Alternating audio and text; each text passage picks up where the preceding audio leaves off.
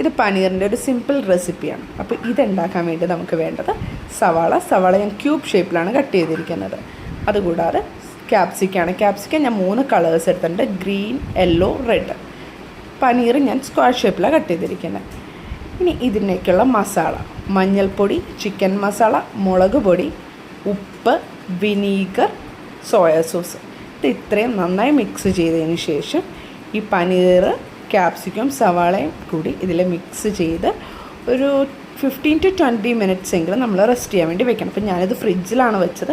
അപ്പോൾ കുറച്ചും കൂടി വേഗത്തിൽ ഈ മസാല പിടിക്കാൻ വേണ്ടിയിട്ട് അത് നന്നായി മസാല പിടിച്ചു. ഒരു 10-20 മിനിറ്റ് കഴിഞ്ഞതിന് ശേഷം ഞാൻ എയർ ഫ്രയറിൽ ഫ്രൈ ചെയ്തെടുക്കുകയാണ് ചെയ്തത്. അപ്പോൾ ഞാനിത് ഫ്രൈ ചെയ്തതിന് മുമ്പ് കുറച്ചും കൂടി കുട്ടികൾക്ക് ക്യൂട്ടായിട്ട് കൊടുക്കാൻ വേണ്ടിയിട്ട് ഞാനൊരു ടൂത്ത് പിക്കിൽ ഈ ഒരു രീതിയിൽ സവാള, പനീർ, ക്യാപ്സിക്കം അങ്ങനൊരു ഓൾട്ടർനേറ്റീവ് രീതിയിൽ ചെയ്തിട്ടാണ് ഫ്രൈ ചെയ്തെടുത്തത്.